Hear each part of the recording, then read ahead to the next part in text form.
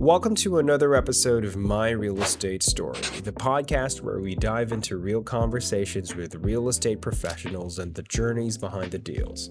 Each episode, we sit down with guests who share their experiences and moments that shape their path in the industry.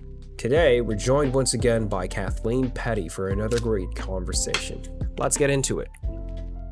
Welcome, Kathleen. Thank you for your time. I really appreciate it. I'm happy to have you as Thank you, Lee. in this second episode. And it was very interesting the last time, and we can talk about something interesting today as well. So, I want to start with something that resonated with me. I don't know, resonated is too much of a strong word, but that stuck with me. You're from, I was about to say Texarkana, right? Texarkana. Texarkana, yeah. As a person who's not from there, I have one question. I think it's a good question to ask first. Most people, they say that you have 1 foot in Texas, like what you said, 1 foot in Texas and 1 foot in Arkansas. Is that actually something locals do, or is it just a tourist thing? Actually, you can go down to there. There's a road. It's called State Line, and half this, if you could just step over either one and be in both at the same time. So yeah, you can do that, and that road's been there for at least 100 years. So yeah, and there's the post office downtown, and it's been there for several years, and the post office splits Arkansas and Texas too. So it's kind of funny, people, a lot of people don't realize that there are other cities, not just Texarkana. I'm going to Wendover, Nevada, and Utah.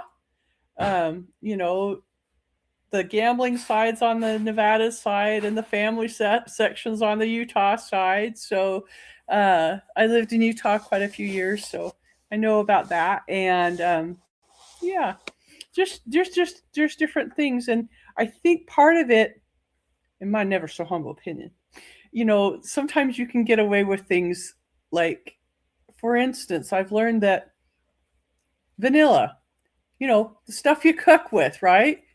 You can't make it in Arkansas. It's against the law. You come over to Texas, you can make it. And a lot of it has to do with probably the moonshiners and the bootleggers and, the illegal making of alcohol. So it still is prominent, but Texas doesn't care. I mean, it's not that I can't say they don't care. It's just that they don't have the rules and regs as they did in Arkansas. So yeah, kind of funny that way. Have you done it? Have you done that where you have literally both feet in 2 states? Well, yeah, I have actually. Wow. That's something I think that's pretty cool. It might seem like a simple thing, but it's actually, I think if I were to travel there, I would like to do that, can you take a picture there, by the way? Is it like a touristy thing? Sure. Just do that? Yeah, I'll send you a picture if you want to. That's cool. Yeah. Yeah, I could do that. You say you stayed in Utah, but I remember, tell me if I remember this correctly, you lived in Phoenix. Where did you grow up? You grew up in Phoenix, Utah? Where? Oh, I lived in Utah. I grew up in Utah. I was born in Provo, and I lived all up and down the I-15. I've lived in Dugway, Utah, which is a military base. I've lived in Twilla, Utah, and I've lived in different parts in the Salt Lake Valley. I live in Cedar City and St. George, Utah. So if you look on the map, you're like, you weren't kidding, up and down the I-15 there. Yep, up and down. So yeah, I've lived on the I-15. And I've lived in Phoenix and, actually Mesa and Avondale and another part of Mesa. And then I've lived in Flagstaff, Ash Fork, Seligman, and Williams. Probably not in that order, but I lived in all of those too. So yeah, it's kind of fun to see different places. And I think, and I've lived in Spain for 1.5 years too. So yeah, so there's different places I've been. I think being able to travel the country and also travel the world, it opens your minds to different things. So I'll give you an example. When I was in Spain, I would watch a lot of the mamacitas. They're cleaning the house and getting the food ready for the mediodía, which is the middle of the day. That's their big meal in Spain. That's their big thing. So they're getting it all ready and stuff. And so I'm watching them mop themselves out onto the street and mop the sidewalk. I'm like, I asked one of my friends, I said, why do you mop the sidewalks? And she goes, why do you water yours? And so so that would, it just, you kind of have to think about it. You're doing the same thing, which is cleaning the sidewalk, right? They have a different method than you might be accustomed to, or vice versa. You're still accomplishing the same thing. And I think sometimes, in general, people kind of can be a little critical over something that's really minor. Do you know what I'm saying? And it's good to open your mind. Maybe mopping the sidewalks is a more eco-friendly way of getting the sidewalks cleaned. So who knows? So that's one of the things I think it's really cool. I mean, everyone has their thing, and that's okay to have your own thing. So. A lot of different cultures, and like at first it might seem odd to us, but then we're odd to them, right? I think I'm more used Mhm, to like mhm. I'm more used to the idea of watering the sidewalks, of course. The Yeah, yeah, yeah. I'm trying to make the flowers grow on the cement, right? And that's why they laugh at us. Yeah, but they clean the sidewalk just like we do. So just a little different approach. Doesn't matter. So.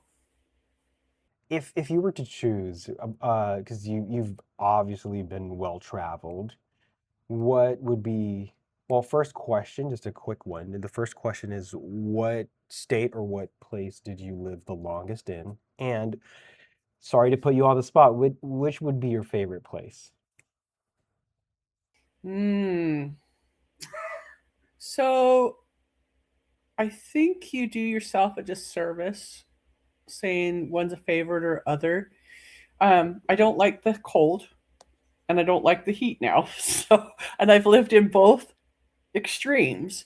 Um, I think I did really like Spain a lot, and that was several years ago, and but maybe things aren't the same, and that's one thing I think one has to think about too.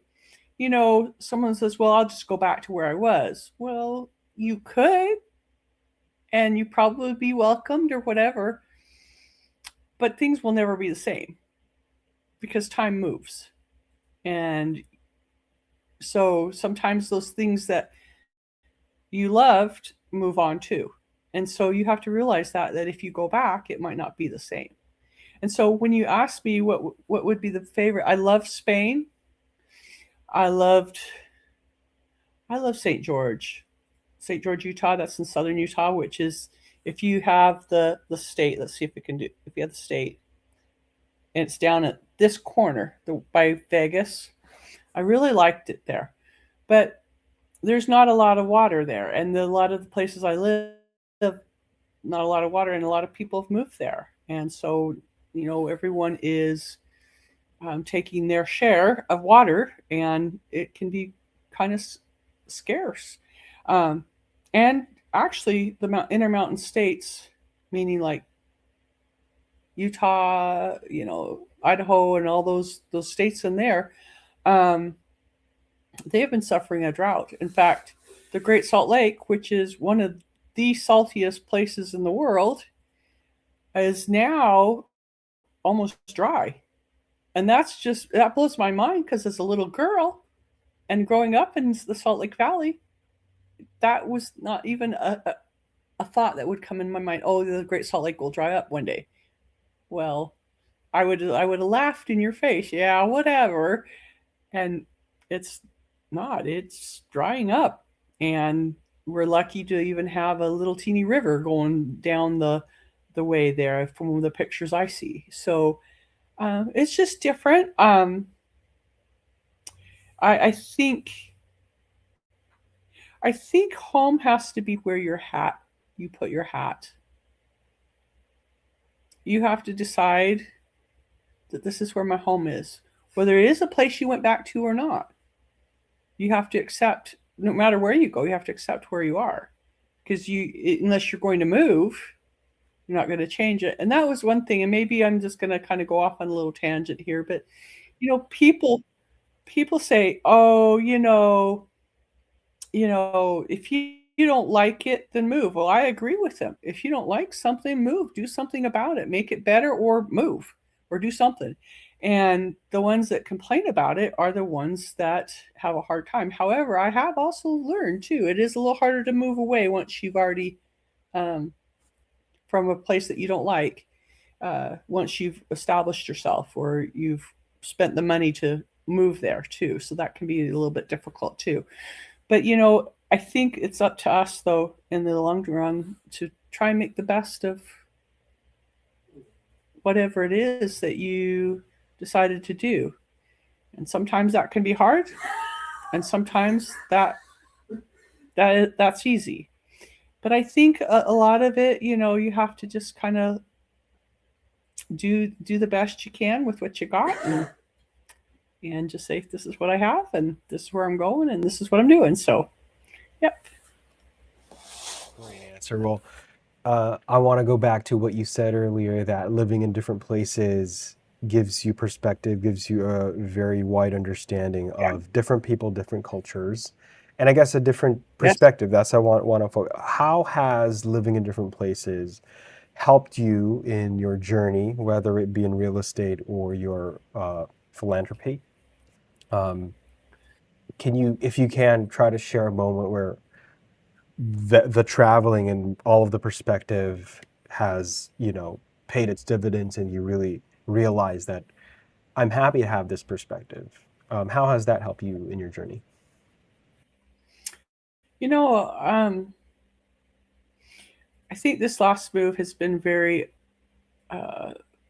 apparent to me that, I knew the South was going to be different, and that's okay. I was ready for the hallelujahs and all the other fun things, that this comes with the southern lifestyle, and the please and thank you. But sometimes that doesn't always work out the way you think it should or ought to, or maybe it did at one time and doesn't. Some of the southern hospitality, especially since COVID, has gone the way of the wind, because of being isolated and a few other things. And I think we could turn that around. It's a personal thing, saying, reaching out to people and say, hey, let me get that door for you, or hey, let me be a little nosy and bring over a cake, like, or whatever they used to do here in the South. They used to to find out who their neighbors were. They would go over and they give them a 7-Up cake or something, like, oh, glad you're in the neighborhood, and stuff like that, which, yeah, it was a little nosy, but you know what? I kind of actually appreciated a little bit of nosiness in that way, to get to know your neighbors a little bit more. I think that, I think the United States and probably the world has really taken their toll. The being locked down and shut down has taken a toll on a lot of people. And I think we can make an effort, and that's the thing, we have to make an effort to really reach out to somebody now, whereas maybe it wasn't as difficult previously, that now we do. We need to reach out and say, hey, come on over, invite people. I was listening to something about young men, Gen Z, and how lonely they are right now. And I think that's sad, because like, there's so many people if you could just be together and just put your devices down, whether it be iPad, computer, whatever, just take some time out of your time and make time for you and time for others, and enjoy yourselves.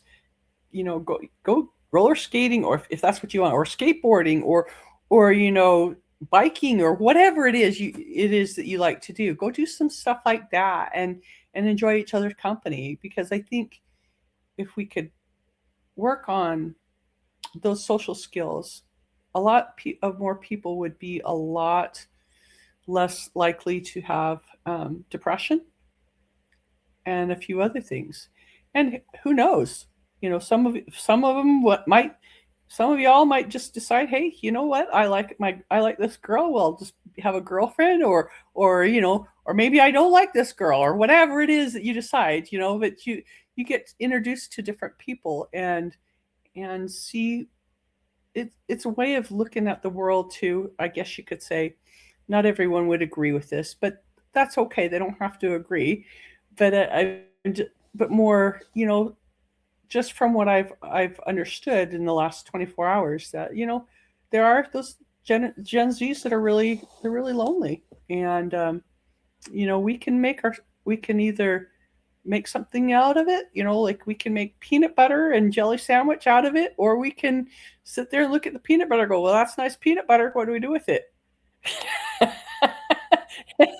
And if you don't take it out and make something out of it, then the peanut butter will just sit there. It'll be nice. Smells good. Yep, there's peanut butter. So you have to do something with it. So um, I would hope that there would be more opportunities for those Gen Zers to do that, because you know what, I have also found out with the Gen Zs, they're nice young people. I like them. They make sense. Like, I don't know what else to say. They're just nice. So yeah, That is actually that resonates with me too, because I have been talking to younger people, because you we are closer in generation, as you might believe it or not, we are closer in generation. So I do feel you, and I think nobody knows what it's like to grow up in their environment. Nobody knows what it's like to grow up with their screens. Because I did grow up a huge portion of our lives. We didn't grow up with screens. Like the best screen we could have was a TV, right? It's the only yeah, thing we yeah, had until up until like for me it was high school, right? So nobody knows in the Gen Z, in that generation, we do not know what it's like to have a screen from the time of your birth. So there's a big part of that they're misunderstood. And I think instead of like shunning them, we can actually teach them, and we can learn from them too. I always believe, and this can transition to your advocacy as well. But a weakness can be a strength, to be honest, or being weak. That's what they always say, right? Gen Z people are weak, are soft, but we can learn from that softness, because that entails emotion. They are more akin to admitting that they're lonely, versus our generation, we'd like, you got to keep it in. You got to just keep your head down and work, right? So we can learn from that as well, right? And that ties into empathy. And empathy was a big part of what we talked about last time, and which I want to transition to. Um, okay, I did watch the one that you recommended, and I keep forgetting the place, but I did watch it. Brooks, I keep forgetting, trying to look for it now. But I guess the place where Brookwood community, right? The Brookwood community, where I mentioned earlier in our conversation, is it kind of made me feel angry, well, especially the intro where um, she said that person is going to ruin your life, right? There was that line because of a disability, if we could say that could not be a good time. Made me angry, and then as I was watching, made me emotional. Like there was a reason that she heard that, she was told that, because now she had a stronger drive to make yeah. that community, right? And what do you make of it? And can you give me your thoughts on that?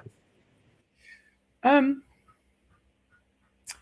I look more at, there's a lot of misunderstanding about this community on many aspects. I mean, you could say there's some people who think that, someone like myself is trying to create something like a insane asylum institution, and that is not it. It is more, it has to do, yeah, we both kind of cringe at that idea, but it's more of being able to have opportunities to make it possible for them to live and grow. I'd like to have Special Olympics at my at the farm. I'd like to have opportunities where we could go on tour as a group. I know connections. I have travel agent connections that we could probably get some discounts doing stuff like that too. I'd like to make this a place that, like, when the 250-year celebration or the 4th of July comes, people want to come out and see fireworks, or when Christmas comes, you come out and see the Christmas lights, and you have a hayride, and stuff like that. This is a place where people want to be, and it is ran by those that have developmental disabilities in the ways that they can do that. Like, if someone can't write up a big big to do about that's okay. That's not their job. Their job is, well, maybe it's cleaning the Airbnb. Maybe it's just picking up trash. Whatever it is, for them to feel success at their job, that's what I want them to do. And at whatever job that is. I mean, there will be many of jobs, like I'm hoping to do some canning to demonstrate and feature some of the things that we grow on the farm. It's home grown stuff. I'm hoping to, just have some games during Christmas time, or, invite those that for Thanksgiving that have no one to come. Will come join us. We'll have Thanksgiving dinner. You're welcome to come. Just kind of a place where it's warm, it's inviting, people want to be there, and people think, what, let's go to the ranch. Let's hang out at the ranch for a little while. That would be a nice thing after, like, even if you had Thanksgiving dinner at your own place, you could come over and have, come hang out with us for a while. It's a place that people feel at home. That's what I want them to feel, is like at home. And like anything, like when I'll give you an example. When I not last year, not this last Christmas, but the Christmas before, there was a guy who had opened up his acreage, and he had Christmas lights everywhere, and he had a big barn, and we'd play games, and we'd have hot chocolate and hot apple cider, and we'd take pictures, and it's just nice. You can come and go as you want. If you wanted to stay longer, you could. If you didn't want to stay longer, that's okay too. But I'd like to do something like that, so that there's something to do, because there just really isn't a lot of things to do here in this area of Texas. So yeah. Well, we talked about special events where it's Christmas or anniversaries or 4th of July. I would like to have a contrast in more of like the little things, the daily life, I'd say. When you imagine this homestead or farm, once it's fully built out, what, in your vision, what does a typical day look like for someone living and working there? Well, it depends on what they're doing. Like, if they're working with the wedding venue, they'll probably be in there cooking, getting some stuff ready for an event going on. If they are in the pet care business, they're walking the animals, whether it be a horse or whether it be a cat or a dog, grooming them, taking care of them, feeding them.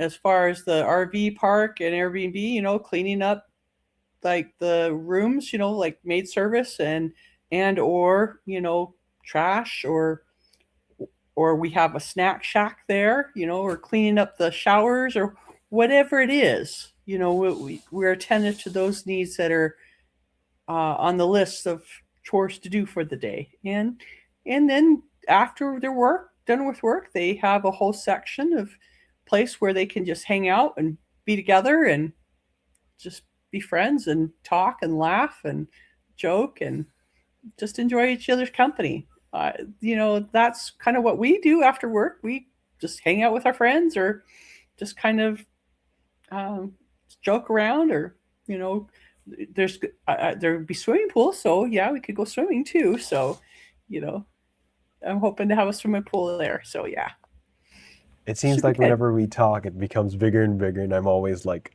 excited and like mind blown at the same time. With a project like this, what have been the biggest challenges so far in trying to balance impact, sustainability, and profitability? Because like what you said, So I think I think the hardest thing is finding somebody to help us either donate or be able to finance it. As I went to a 2 hour meeting for underwriting last Saturday, and um, I have to make sure that this does create a profit, whatever I get, because the thing is I don't want it going negative, and that's one of the reasons why we have the other businesses there. But I also want to be wise in what we get too. Does that make sense? Like, I want to make sure that those things happen. And I would love, if anyone wants to be an angel donor, that would be amazing, for them. I don't expect it, but these individuals, they do need some help, and they need some of the therapies and stuff that would be available to them, which I plan to have, and just different things so that they could be the best that they can be. I mean, that sounds like an army army ad, but really, yeah, I kind of laugh too. But they you go to school and you get the things you need, and why not? Why can't they have the best things that they need? Their school just happens to be on a longer term than what you and I might have. And I think that's one of the things that can make it tricky, um, as far as that part goes, as far as the way people look at it. But it is necessary because um, they don't always catch on at the same rate that we do. Maybe some of them do in certain areas. Great, let's have them go after that. But the things that they don't, they might need a little extra help, and I think we should give them a little extra help. They deserve that. So that's just my never so humble opinion, and it will never and be humble. I guess the thing I got from the question is really it's really the angel donors, and especially knowing that if one were to tackle, like let's say one were to tackle this very big project alone, we have to know that you're not alone, right? We we're Yeah. stronger when we're together. We're stronger when we have help, Yes. and we're Yep. trying to get help to provide help as well. And I do agree that we're Yes. 100%. That's the point of Yes. having an advocacy 100%. And again, I keep thinking of like how big the project is. So I would like to transition to real estate and entrepreneurship. The vision is very Okay. clear, right? It clearly requires land, planning, like what you said, long-term investment or investors. How has your background in real estate and entrepreneurship helped support this project? I think looking at what is and what could be, and finding a balance between the two. So what does that mean? So, well, you have this beautiful, beautiful piece of land, okay? And I think this one piece of land that I'm looking at and eyeballing is beautiful. But there are some others that, that could be also a place that's a lot cheaper. But that doesn't necessarily, I mean, you look at the trade-offs. Do you have a power pole there, for the stuff, or you have water wells there? Maybe you do and maybe you don't. And so those are things you have in real estate, you have to look at and weigh, like, how's that going to affect the project, basically. And so those are things you have to think about. You have to think about how you get certain things there. For instance, a road. Do you have a road? If you don't have a road, then that could be a problem. There's one piece of land that I also liked, but you have to travel 6 miles in dirt. I don't know if that's going to work. And paving it, that would be a fortune. Uh, so you kind of have to look at that too. So there's just different things you need to look at, and if we're going to do an RV park, we should be fairly close or easily accessible to the main highway so that people can access the property easily. So there's just different things you have to look at when you're thinking about different ideas like this. And where's everyone going to stay? The residents, where are they staying? Are they going to be right there in the front? Hello, welcome. Or do you want them to have a little more privacy, kind of back in the back corner where they have a little more privacy and the rest of them can do other things, and it depends, again, it depends on the land. That big, beautiful piece of land that I think is gorgeous, it has a little pond, and you have to go over the bridge over the pond to get to where they would. And that actually is a nice way to nicely separate their living quarters from everybody else's so that they can have the privacy that they might want. Or, they have this particular piece of land that I'm talking about. It has also a river that goes into the pond. And so you've got fresh water in and out of that pond, which is probably a good idea. And there could do fishing. So we could have fishing. People want to fish there? Great. Get their fishing poles, it really just depends on what is there, basically, and what you can do with it and how you can market it. Marketing is most of what it is. You could say, I was watching something the other day too, like someone said, buy one, get one free. Well, okay, you could do the buy one, get one free, but then you're going to charge A, B, and C for extra for this, and you'll make a lot of money doing it, doing that way. So it just really depends on the marketing. It depends on, what people find is beautiful, which that property is. It's very beautiful.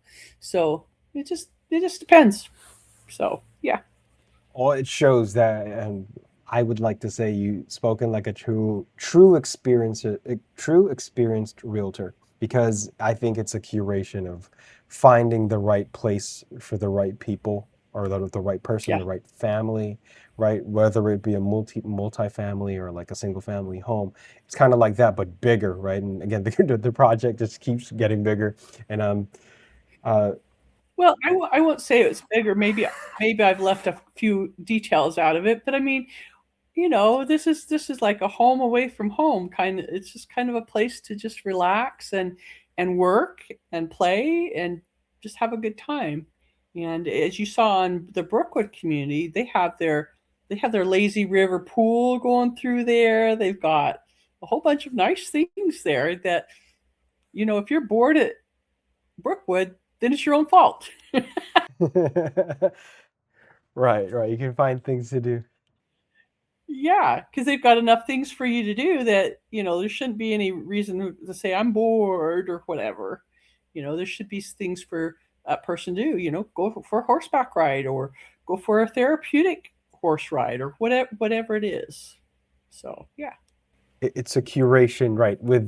With that in mind, the reason why I said spoken like a true realtor, or like a person from real estate, is it's really I could see the sequence in how you think. It's really that experience, right? Look for the land, finding the right people, the land for the right people, right community, and what it offers. And if it's not for them, and we talked to like a guest recently, a big part of real estate is not just selling, it's really marketing versus selling, right? Selling gets, selling gets puts the food on the table, but it's marketing that keeps it going, right? Makes sure that the food is on the table long term. Because marketing for me is long term, sales is short term. So, right. Since Evidently, you've used your background in real estate and like trying to put this together, and mentioned the difficulties as well, looking to, investors in the land. Looking back at your journey, how did you get, how did you first get started in real estate, and what were some of the early lessons that stuck with you? It's been on and off for like 20 years, I guess you could say. Um, One of the lessons that is, I think everyone still has to keep reverberating in the brain is don't get too stuck on a property. And the reason you don't get too stuck on a property is then if you fall in love with a property and there you find something else and maybe it's not it's suitable, but maybe it's not the exact, but you could make it better, you can improve it, then sometimes getting stuck on that, it kind of gets you stuck. And stuck is not a good thing. And you want to make sure you have all your bases covered, even know that, hey, this is a great piece of land, great place, whatever else. However, there are others that can fit the bill too. And that would go for any place. Sometimes you're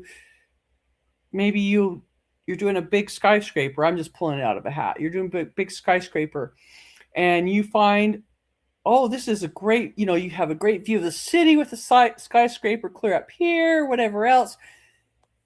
And you get down to it, and then there is a legal clause or something with the water. And you're like, but, yeah, well, the but, could that cost you a lot of headache if you don't think logically first. And you just don't want to get too stuck on something before you move ahead, because if you move ahead and you look at all the stuff and you're not 100% sure you're going to get it, then that doesn't help anybody. For someone just starting out, because someone starting out in real estate who also wants to create impact beyond profit, right? Like what you were planning with the farms. And it's been told to me too, so I'm not telling you anything that hasn't been told to me. But work with people that already know in the business, that already has the experience, already knows what they're doing. Don't take this on all by yourself. um, Go to people who have done it. And I will say, more than anything, get a little practice with regular house. Buy and sell a house. Or, maybe wholesale a house, or sell a house to somebody who wants to buy and hold a house. You know, those little things help too.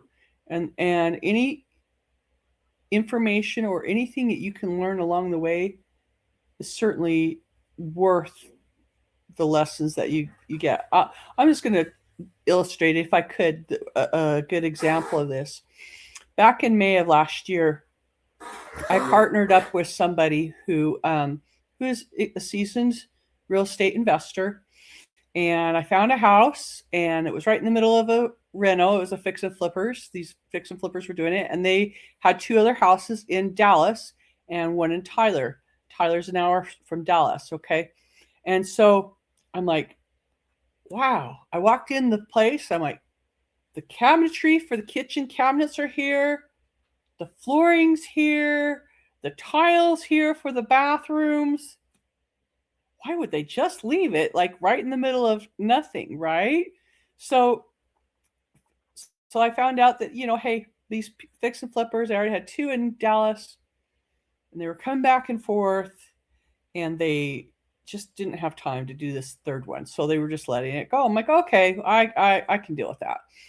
So everything, we've had our little hiccups or whatever with whatever was going on, and that's to be expected. And so 3 days before we're supposed to do the final walkthrough and close on the house, my partner, it's a husband and wife team, she calls me and she says, Kathleen, I got some bad news. I'm like, oh, no. And so she's like, so the person they're fix and flippers, and one of them does not have ID for the United States or for their country.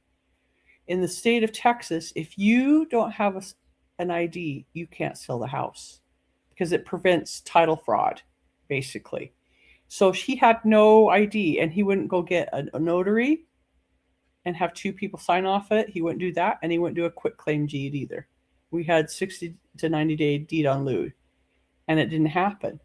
And a lot of people wouldn't even know what to do in that situation where, you know, they don't have ID. Because here in the United States, you can buy all the property you want, but you must have ID to sell.